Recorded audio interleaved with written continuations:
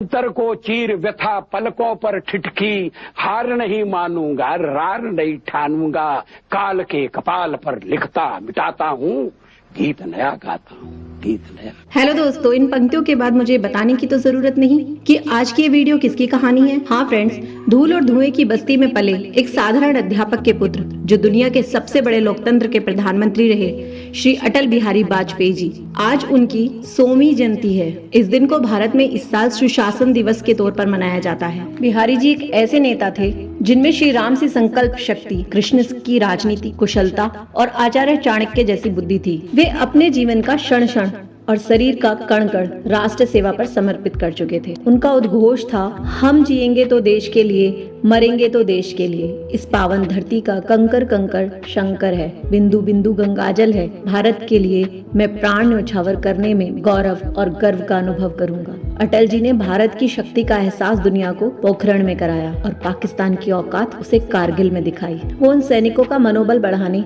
अग्रिम चौकी तक गए जिन्होंने कारगिल में भाग लिया। उनके भाषणों के जादू से तो कोई शायद ही बचा हो, यहाँ तक कि उनके विरोधी भी उनके व्याख्यानों की प्रशंसा करते थे। कवि के रूप में भी अटल जी शिखर को स्पर्श कर चुके थे, जिनमें प्रधान स्वर राष्ट्र प्रेम होता था। वे एक अच्छे लेखक, एक अच्छे कवि थे, एक पत्रकार थे। उनकी जयंती पर हम भी उन्हें याद करें, तो आइए जानते हैं उनके बचपन से और चलते हैं उनके बचपन में उनकी कहानी की तरफ। अटल बिहारी जी उत्तर प्रदेश के आगरा जिले के प्राचीन तीर्थ स्थल बटेश्वर में एक कान्यकुब्ज ब्राह्मण परिवार के बेटे कृष्ण बिहारी वाजपेयी जी, जो कि ग्वालियर में एक अध्यापक थे, के घर जन्मे थे। ग्वालियर में 25 दिसंबर 1924 को। इसीलिए ग्वालियर में उनकी जयंती को आज गौरव दिवस के रूप में मनाया जाता है। उनकी माताजी श्रीमती कृष्णा देवी थी, जो एक गृहिणी थी। अटल जी को ग्वालियर का मेला बहुत पसंद था, वहाँ के लड्डू भी उनके प्रिय थे। परिवार का वातावरण अटल जी के रग रग में बचपन से ही बसा था। वंशानुक्रम व वातावरण दोनों ने ही अटल जी को प्रखर राष्ट्र भक्त बना दिया तथा वे पढ़ने में भी बहुत बुद्धिमान थे। वे जब 12वीं कक्षा में पढ़ते थे तभी उन्होंने एक कविता की रचना की थी और जिसे उन्होंने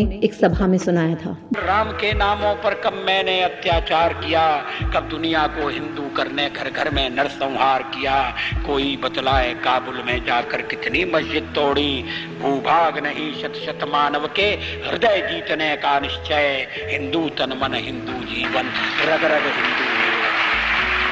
बीए की पढ़ाई ग्वालियर में उन्होंने उच्च श्रेणी से की, विक्टोरिया कॉलेज से, जो कि आज का लक्ष्मी बाई कॉलेज है। वे उस स्कूल के छात्र संघ के मंत्री व उपाध्यक्ष भी रहे। मतलब सीधा कि राजनीति के गुण यहीं से सीखने लगे। इसके बाद वो कानपुर आ गए और वहाँ के डीएवी कॉलेज से उन्होंने एमए राजनीति शास्त्र में भी प्रथम श्रेणी से उत्तीर्ण की। इसके बाद उन्होंने एलएलबी में दाखिला लिया और दिलचस्प बात ये थी कि उनके पिता ने भी उनके साथ ही एलएलबी में दाखिला लिया, परंतु अटल जी ने एलएलबी की पढ़ाई को बीच में ही छोड़ दिया क्योंकि वो संघ के कार्यों में लग गए। बचपन से ही अटल जी एक ऐसे कार्यों में रुचि लेते थे, जैसे 1942 में उन्होंने महात्मा गांधी के भारत छोड़ो आंदोलन में भी भाग लिया, जिसकी वजह से उन्हें अरेस्ट किया गया और वो 23 दिन तक जेल में रहे। उन्हें आर्य समाज में जनरल सेक्रेटरी का पद भी मिला। वो अब इस उम्र में थे कि उन्होंने अपने लिए डिसीजन ले लिया कि देश प्रेम के कारण उन्होंने आजीवन शादी न करने का फैसला किया। 1947 में जब देश आजाद हुआ तब वे आरएसएस के फुल टाइम प्रचारक बन गए। तब उन्होंने कई न्यूज़पेपर के लिए लिखना शुरू किया। वो पत्रकार भी थे और कवि भी। पंडित दीनदयाल उपाध्याय के कहने पर वो लखनऊ आए और राष्ट्र धर्म में प्रथम संपादक नियुक्त हुए। अपनी मेहनत से वे लखनऊ के साहित्यकारों में अपनी पहचान बनाने में सफल हो गए।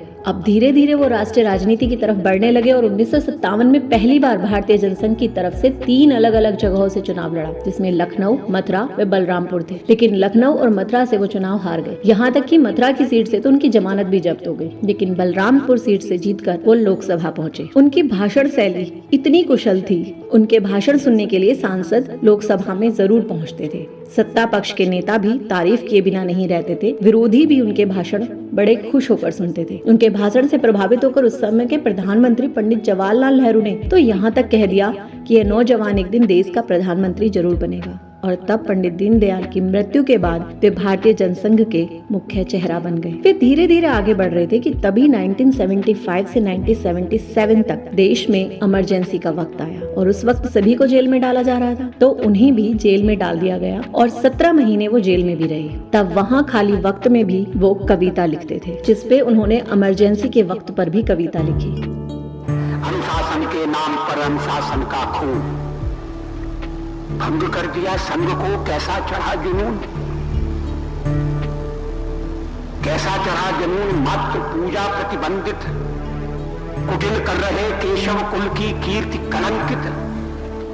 कह दी कविराय तोड़ कानूनी कारा, गूंजेगा भारत माता की जय का नारा। इमरजेंसी 1977 में खत्म हुई और उसके बाद चुनाव, और चुनाव में जनता दल ने सरकार बनाई और मोरारजी देसाई प्रधानमंत्री और अटल बिहारी वाजपेयी जी विदेश मंत्री बने। और तब ये पहली बार ऐसा हुआ कि किसी भारतीय विदेश मंत्री ने यूनाइटेड नेशन जनरल असेंबली में हिंदी में भाषण दिया। 1979 में जनता दल की सरकार गिर गई, लेकिन तब तक अटल बिहारी जी अपनी मेहनत के बल पर राजनीति में अपनी अलग पहचान बना चुके थे। तब 1980 में उन्होंने भारतीय जनता पार्टी का गठन किया और उसके राष्ट्रीय अध्यक्ष बन गए। लेकिन 1984 में उस दल को केवल 2 ही सीटें हासिल हुई, उनमें से एक अटल बिहारी वाजपेयी जी और दूसरे लालकृष्ण आडवाणी। लेकिन वो इससे डगमगाए नहीं, ऐसे थे अटल जी। उन्होंने आगे और मेहनत की और 1996 में सबसे बड़ी पार्टी बनकर उभरे। 16 मई वे देश के पहली बार प्रधानमंत्री बने, परंतु विपरीत परिस्थितियों के कारण 28 मई को स्वयं ही उन्होंने त्यागपत्र दे दिया। उनके पास ऑप्शन था कि वो सूटकेसों के बल पे सरकार बना ले, लेकिन फिर भी उन्होंने कहा कि पार्टी तोड़कर अनुचित गठबंधन करके सत्ता हाथ में आती है तो मैं ऐसी सत्ता को चिमटे से भी छूना पसंद नहीं करूंगा। और अंधेरा छटेगा, सूरज निकलेगा, कमल खिलेगा। इसके बाद 19 मार्च 1998 में वो फिर से प्रधानमंत्री बने और इस बार वो 13 महीने के प्रधानमंत्री थे। लेकिन इतने समय में ही उन्होंने पोखरण अणु परीक्षण को स्वीकृति दे दी थी। इसके बाद फिर सरकार गिरी और फिर चुनाव हुए और अब वो 13 अक्टूबर 1999 को तीसरी बार प्रधानमंत्री बने और इस बार उनका कार्यकाल पूरे 5 वर्ष का था। अटल बिहारी वाजपेयी ने अपने कार्यकाल में बहुत सारे काम किए और सबसे बड़ा था कि वो अपने पड़ोसियों के साथ संबंध सुधारना चाहते थे। वो कहते थे कि दोस्त बदले जा सकते हैं लेकिन पड़ोसी नहीं। इसीलिए उन्होंने चीन और पाकिस्तान के साथ दोस्ती के रास्ते बढ़ाए और उन्होंने बस सेवा भी शुरू की। अटल जी अपनी हाजिर जवाबी के लिए बहुत जाने जाते थे। एक बार जब वो पाकिस्तान में प्रेस कॉन्फ्रेंस कर रहे थे, तब एक पाकिस्तानी पत्रकार ने उनसे पूछा कि आप अविवाहित हैं और मैं आपसे शादी करने को तैयार हूँ अगर आप मुझे मुंह दिखाई में कश्मीर देते हैं। कोई और होता तो शायद विचलित हो जाता, परंतु वो अटल जी थे और उन्होंने कहा कि मैं आपसे शादी करने को तैयार हूँ अगर आप मुझे दहेज में पूरा पाकिस्तान दे दे। ऐसे ही उनका एक और किस्सा मशहूर है। किसी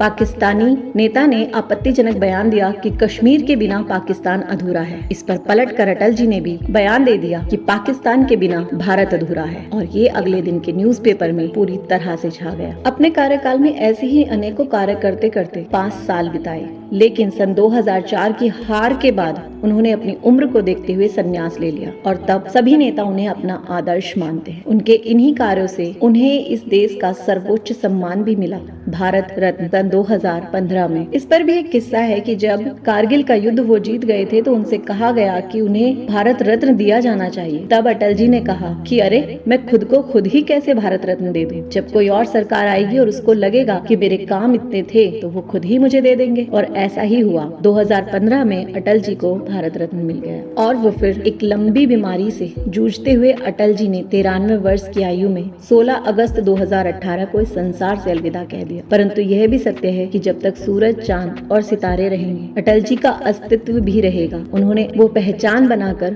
खुद को अमर कर दिया है और अंत में उनकी ये पंक्तियां स्मरणीय हो। मैं जी भर जिया मैं मन से मरूं, लौट कर आऊंगा कूच से क्यों डरूं। अगर ये मेरा वीडियो पसंद आया हो तो प्लीज मेरे चैनल को लाइक, शेयर और सब्सक्राइब जरूर कीजिए। Thank you. जय हिंद, जय भारत।